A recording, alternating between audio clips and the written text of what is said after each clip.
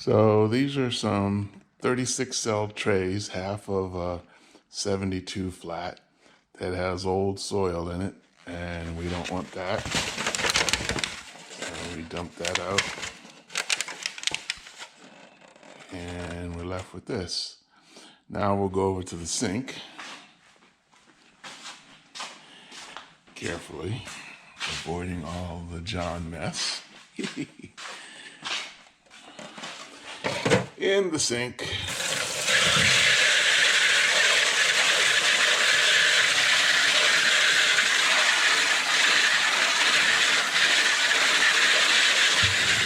I'm not trying to sanitize it, but certainly get any big chunks off of it.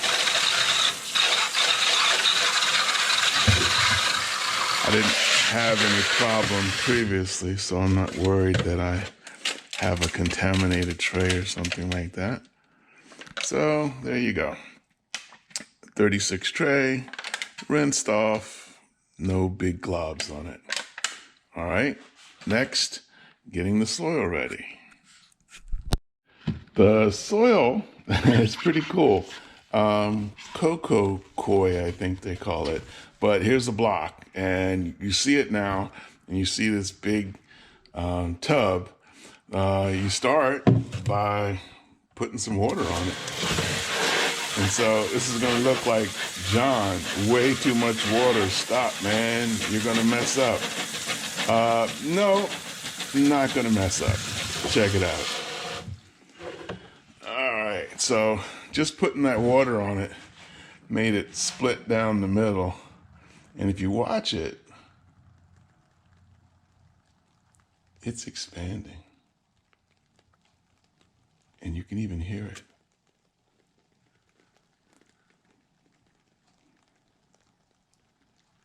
It's magic. Pretty cool, but gross. All right, I'm gonna get in here with my hands, help it along, and guess what? No more water. We're out of water. So, break it up a little bit more, and back in the sink. It's got some weight to it now. Again, looks like way too much water. Stop, man, you're messing up. Nope, it'll be fine. Out of the sink, and then start mashing it all up. It's still dry here on the inside of that, so that's got to get mashed up. Still dry. It's pretty moist now. The soil that is broken up is not quite muddy, but it's pretty moist. So you can squeeze water out of it. And when we come back to this in about 15 minutes of letting it soak real good, I won't be able to do that. So we're gonna cut it off now, let it soak for a minute, and come back. So the 15 minutes is up, and nice and moist. It's not dripping moist, it's still like that, but it's holding a lot of moisture, and so that's gonna be good for germination. Our cleaned out trays, and then what we'll do is just kind of move the soil in. Now, I've heard different people do different things about the tray filling. And if these things don't turn out well, then we'll know it was because of this decision. But I've had problems with the plugs coming out as a plug. They kind of fall apart. The soil seemed like it was too loosely packed in there. And so the combination of the right moisture content for the mix as I'm loading it, but also what I'm about to do with packing in each of the cells may have some favorable influence on my ability to get these jokers out when it's time to transplant them. And even that's a concern because I'm planting a bunch of them. Maybe 36 was in one of these cells. I'll probably end up planting something on the order of 45.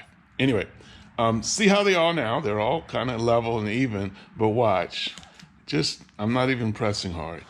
And so this is packing down those cells, and then I'll come back over them and do this whole thing one more time, making sure that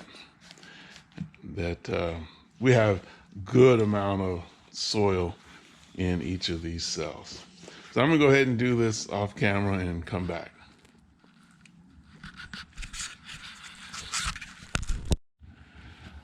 All right, I have my tray prepared, packed with damp soil, and I have some seeds.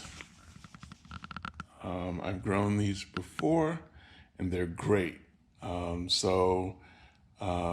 love the name, good name, but also notice down here, biennial. They really are biennial. They came out the second year, and every bit as strong as before.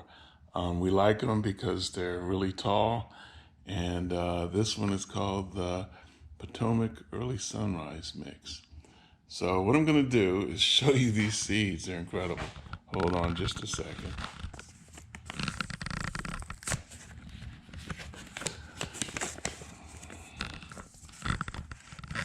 So when you open the envelope, there's a little paper folded up inside.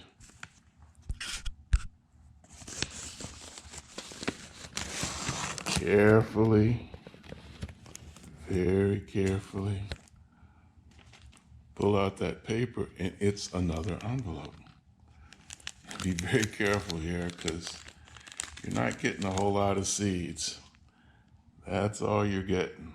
So I'm going to put the camera down and carefully put one seed at a time in each of these cells. I'll need another half of a tray or more. And that's going to be pretty tedious. They don't go in the soil, so they really just go on the soil, and I'm just going to sprinkle, not even sprinkle, I'm going to just put them on the top of the soil and mash them in, because if you cover them, they don't like it. They do recommend some vermiculite. I don't have any. I'll get some just to keep moisture on the top layer. Okay, I'm gonna do that. So here's the final product. It's in one of these big totes. Totes are cool. I'll show you why in a second. The tray on the left, all 36 are planted with snapdragons, and only the first column on the tray on the right. The directions say put a little vermiculite over the top to retain the moisture, and either mist or bottom water. So I will get a mister and make sure it's clean, and to do that, and get the vermiculite.